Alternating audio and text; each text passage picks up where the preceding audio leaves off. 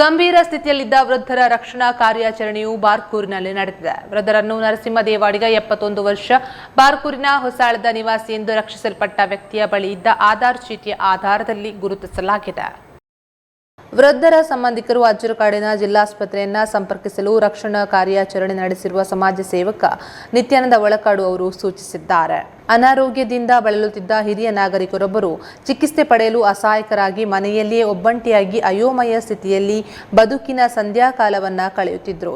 ಹೀಗಿರುವಾಗ ವೃದ್ಧರು ಬುಧವಾರ ಬೆಳಗಿನ ಜಾವ ಮೂತ್ರಬಾಧೆ ತೀರಿಸಲು ಶೌಚಾಲಯಕ್ಕೆ ತೆರಳಿದಾಗ ಎಡವಿ ಬಿದ್ದು ಎದ್ದೇಳಲಾಗದೆ ಬೊಬ್ಬೆಡುತ್ತಾ ನೆರವು ಯಾಚಿಸುತ್ತಿದ್ದರು. ರಸ್ತೆಯಲ್ಲಿ ಹಾದು ಹೋಗುತ್ತಿದ್ದವರು ಬೊಬ್ಬೆ ಕೇಳಿ ಸ್ಥಳದತ್ತ ಹೋದಾಗ ವೃದ್ಧರ ಗಂಭೀರ ಸ್ಥಿತಿ ಕಂಡುಬಂದಿತ್ತು.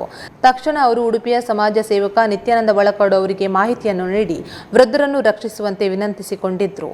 ಉಡುಪಿಯಲ್ಲಿದ್ದ ಒಳಕಾಡು ಅವರು ಆಂಬ್ಯುಲೆನ್ಸ್ ಮೂಲಕ ಬಾರ್ಕೂರಿನ ಹೊಸಾಳಕ್ಕೆ ತೆರಳಿ ವೃದ್ಧರನ್ನು ರಕ್ಷಿಸಿ ಕರೆತಂದು ಅಜ್ಜರಕಾಡಿನ ಜಿಲ್ಲಾಸ್ಪತ್ರೆಗೆ ದಾಖಲುಪಡಿಸಿದ್ದಾರೆ.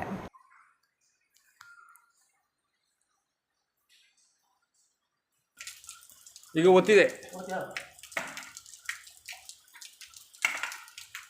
ಕೆಳಗಡೆ ಒತ್ತುದು ಬೇಡ, ಅಲ್ಲ ಮೇಲ್ಗಡೆ ಮಾತ್ರ.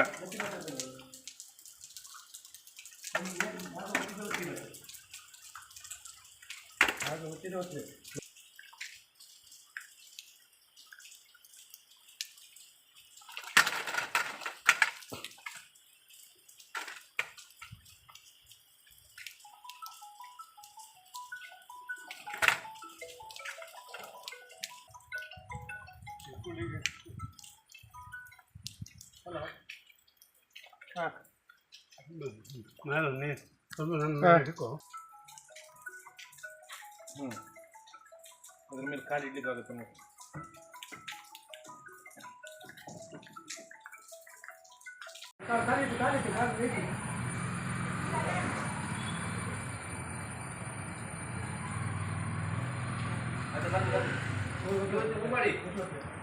ಇಲ್ಲ ಅವ್ರ ಕೈ